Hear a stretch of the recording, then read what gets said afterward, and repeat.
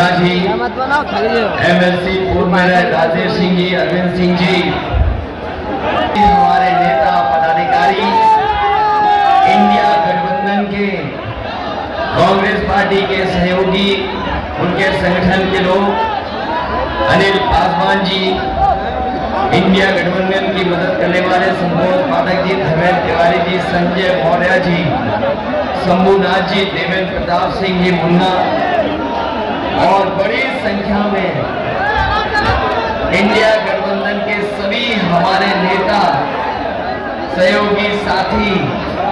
पदाधिकारी और इस चुनावी जनसभा में उपस्थित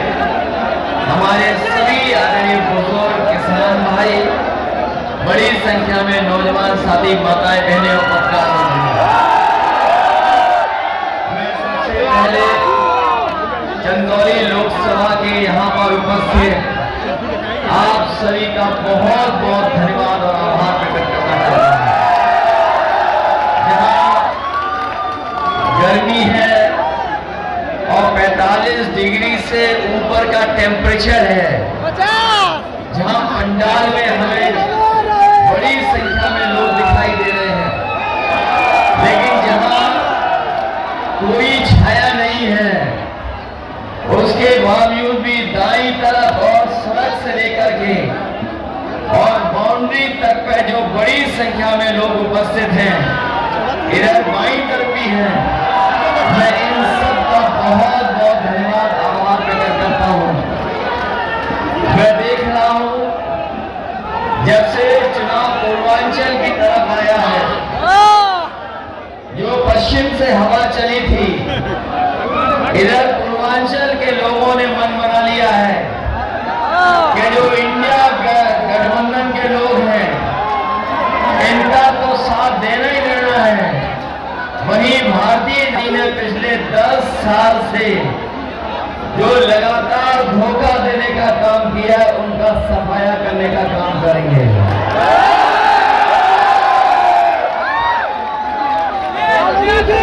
मैं देख रहा हूं कि पूर्वांचल की धरती पर जैसे जैसे चुनाव आया है, यहाँ के लोगों ने, जहाँ भारतीय जनता पार्टी के लोगों का होश उड़ाया है, वहीं उनके जो दिल्ली वाले नेता हैं, उनका भी आत्मविश्वास लड़खड़ाने लगा है। और न केवल उनका आत्मविश्वास लड़खड़ाया है, बल्कि जो भाषा का इस्तेमाल कर रहे हैं या जो उनकी जबान से निकल रहा है, कहीं न कहीं वो लड़खड़ाते हुए अपने भाषण में नजर आ रहे हैं। अब न जाने कौन सा भाषण वो दे रहे हैं। उनकी पुरानी कहानी को कोई अब सुनना नहीं चाहता है, और जब वो चुनाव हारने लगे हैं,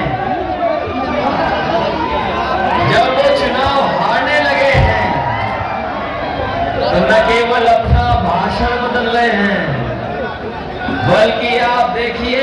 मंचों पे वो थर-थर कांपने भी लगे हैं। मुझे लगा था कि इस बार 80 सीटों में एक सीट पर लड़ाई है,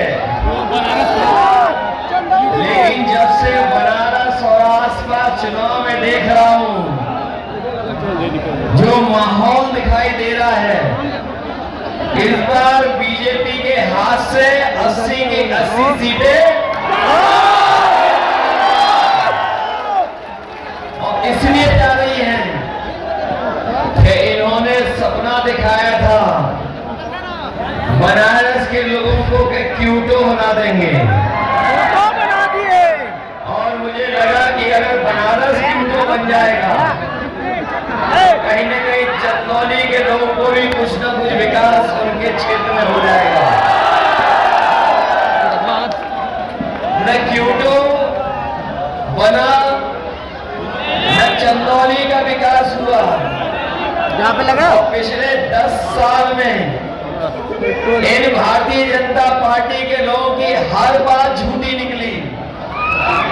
और इनके वादे झूठे निकले। ये वही भारतीय जनता पार्टी के लोग हैं जिन्होंने कहा कि किसानों की आय दोगुनी हो जाएगी। अगर आय दोगुनी हुई तो हमारे किसान भाई, न आय दोगुनी हुई और जो लागत बढ़ने का काम हुआ है, लगातार महंगाई बढ़ी है